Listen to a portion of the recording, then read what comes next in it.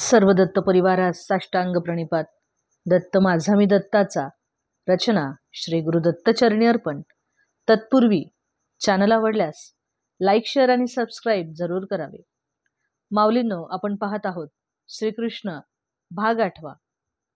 यापूर्वीच्या भागामध्ये आपण पाहिले की अभक्त हे श्रीकृष्णाचे रूप कधीही जाणू शकत नाहीत आणि जे भक्त श्रीकृष्णाच्या चरणकमळांच्या सेवेमध्ये लीन असतात ते फक्त हरे राम राम राम हरे हरे, हरे कृष्ण कृष्ण कृष्ण हरे हरे या भजनात रात्रंदिवस ते लीन असतात.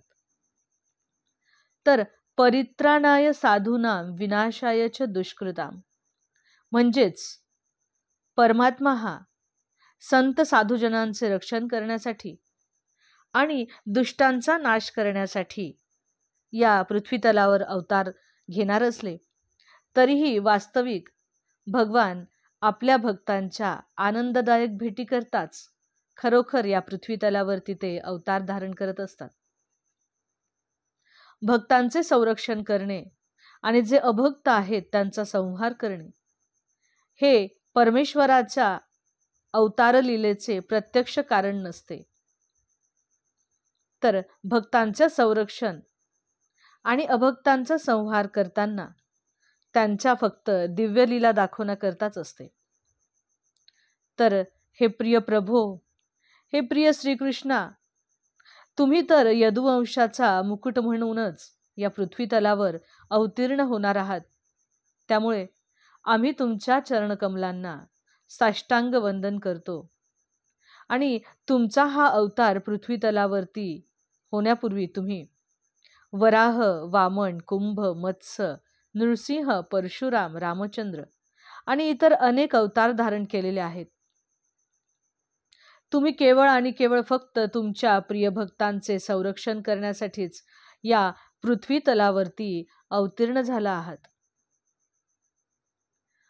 देवकी मातेच्या गर्भात जेव्हा श्रीकृष्ण होते त्यावेळेला देवकी मातेला कंसाची अत्यंत भीती वाटत होती, कारण की यापूर्वी देवकी मातेचे त्याने अनेक पुत्रे मारलेली होती.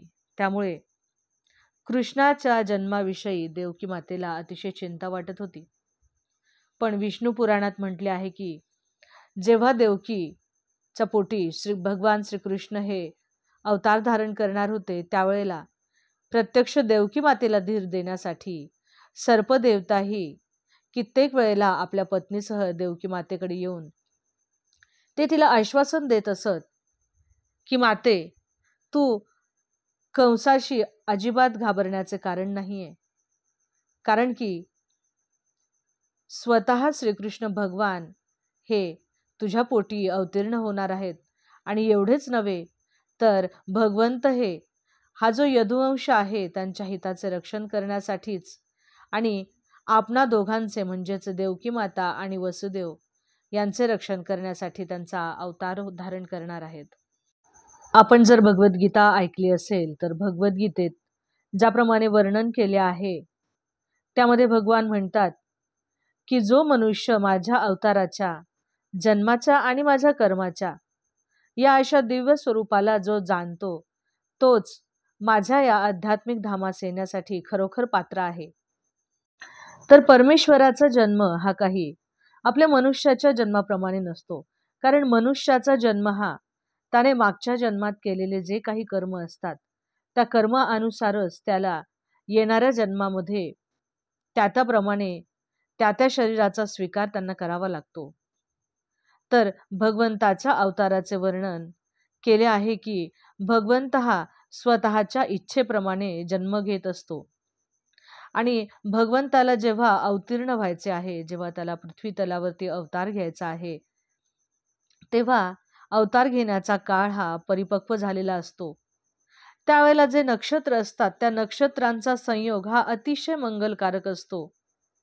त्यावेळेला रोहिणी नक्षत्र हे ज्योतिषदृष्ट्या अतिशय प्रभावी असते आणि हे जे नक्षत्र आहे हे खूप पवित्रही मानले गेलेले आहे. ज्यावेळेला भगवान श्रीकृष्ण हे अवतार धारण करणार होते त्यावेळेला जे नक्षत्रांची स्थिती होती ती अतिशय मंगलकारक अशी होती आणि सर्व दिशांमधून जणू काही उत्साहाचे, निर्मलतेचे वातावरणच तयार झाले होते. सर्व प्रकारची नगरे, गावे, तेथील चराऊ राने आणि मनुष्याची मने देखील अतिशय प्रसन्न अशी होती.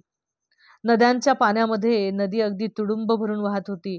सरोवर सुद्धा अतिशय सुंदर सुंदर कमळांनी सुशोभित झाले होते. अरण्यात सुद्धा सुंदर पक्षी, सुंदर मोर, यामुळे अरण्य ही सगळीकडे गजबजलेली होती. त्यामध्ये सर्व पक्षी हे अगदी मधुर आवाजाने गाणी गात होती आणि मोर आपल्या सहचरांसोबत अतिशय सुंदररित्या नाच करत होते.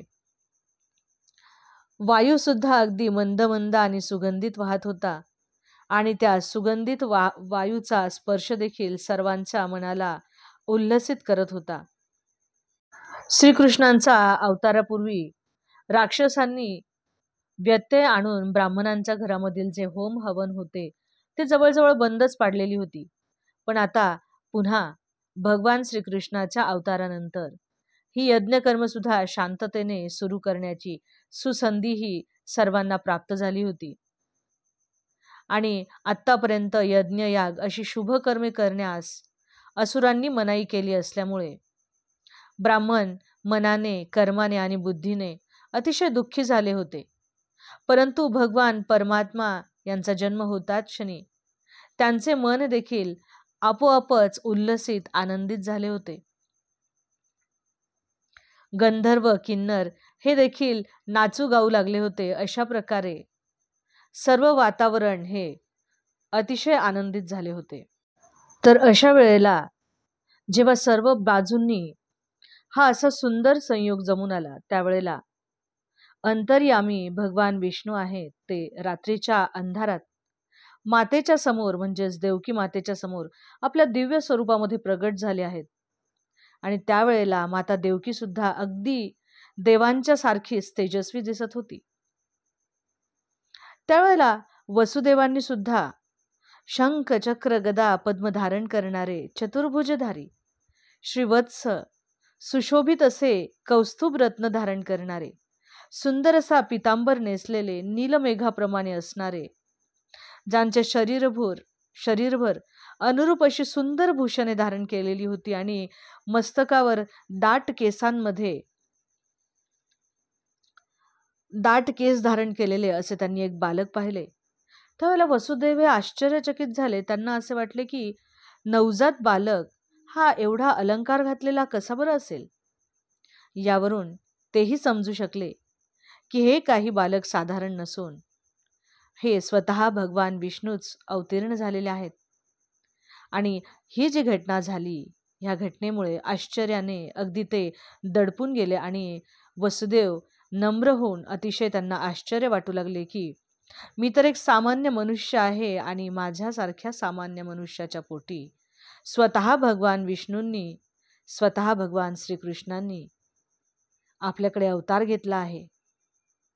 आणि असे ते सामान्य बालक चतुर्भुजधारी होऊन भूषणे आणि सुंदर वेश धारण करून भगवंताच्या या सर्व दिव्य चिन्हांनी युक्त होऊन त्यांनी जन्म घेतला नाही, तर वसुदेवाने पुन्हा पुन्हा त्या बालकाकडे पाहिले आणि हा जो क्षण आहे हा कसा साजरा करावा ह्याचा वसुदेव सारखा विचार करू लागले. आता बघा ना, सामान्यतः जेव्हा मनुष्याच्या पोटी मुलगा जन्माला येतो तेव्हा सर्व लोक कसे अगदी मोठ्या आनंदाने तो जो क्षण आहे तो साजरा करतात. पण माझ्या घरी आज साक्षात परमेश्वराने जन्म घेतला आहे, पण मी असा बंदिवान, त्यामुळे हा मंगलदायक जो समारंभ आहे हा मी कसा बरा साजरा करावा, असा वसुदेव विचार करू लागले. अवधूत चिंतन श्री गुरुदेव दत्त. दिगंबरा दिगंबरा श्री पादवल्लभ दिगंबरा.